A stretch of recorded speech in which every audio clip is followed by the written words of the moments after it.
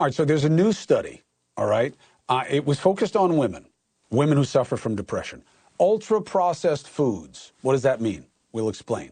But, you know, think cakes, cookies, sodas, fast food, have been found to have not just a direct link on your gut, but on your brain. Best-selling author, leading medical expert on the connection between food and our bodies, Dr. Mark Hyman. Doc, thank you for doing this on short notice.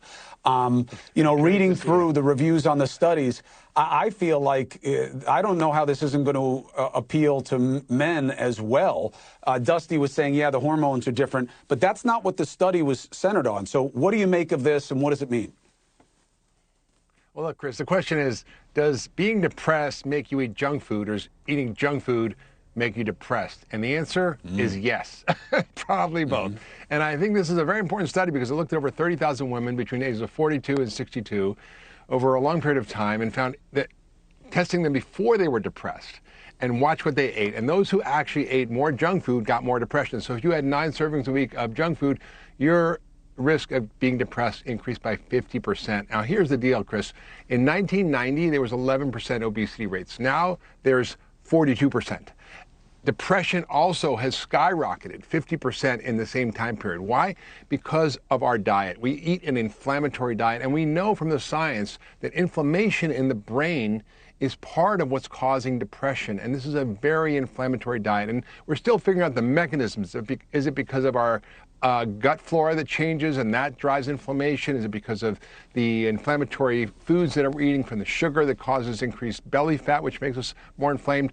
But the data is really clear, not just from this one study, but from a large body of evidence that what we eat plays a huge role in our mood. And this is not my opinion. There's now a Department of Nutritional Psychiatry at Harvard, one of metabolic psychiatry at Stanford. Scientists now are really understanding the role between food and mood.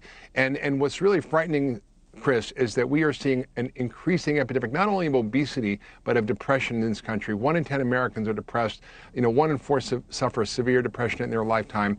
And this is a treatable problem. So we can fix this, but we have to understand that we cannot eat these foods anymore. These are things that are not causing just depression, but 14% increase in mortality with every 10% of your diet that's ultra-processed food. And Chris, 60% of our diet is ultra-processed food. 67% of kids' diets. That's why we're seeing kids taking Prozac, and why we're seeing suicide rates skyrocketing in children. It's because of our food system and the food we're eating. So where are the main places to take it out where you can make easy change? Well, you know, Michael Pollan said it great. If it was grown in a plant, eat it. If it was made in a plant, don't eat it. And that's a little bit tongue-in-cheek. But the idea is, if you can't recognize what's on the label, don't eat it. If it's deconstructed ingredients from industrial-produced foods, from corn, soy, and wheat, then we should not be putting those in our body, because when we separate out those ingredients, we turn them into a science project, and our bodies and our brains don't know what to do with them. For example, Kevin Hall at the NIH looked at people who just were given as much as they want to eat of regular whole foods or ultra-processed food. And those who were given ultra-processed food ate 500 calories more a day because it was dysregulating their bodies. So basically, it's the things that come in packages, boxes, cans, that's processed. You know, basic minimal processing is fine. You know, a can of tomatoes is fine. Tomatoes, water, and salt. You make tomato sauce, right? But if it's got 45 ingredients and you can't pronounce them, or they're in Latin, or you don't know what they are, it's probably not good for you.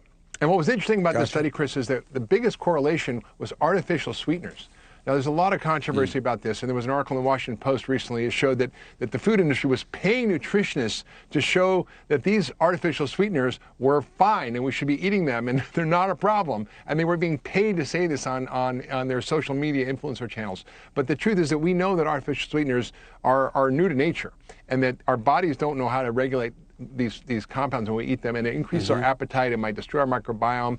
We're still figuring it out, but they're not good for us. Hey, thank you for watching.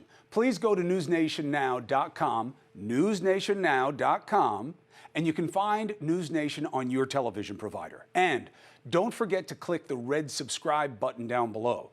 Then you will get more of NewsNation's fact-driven coverage.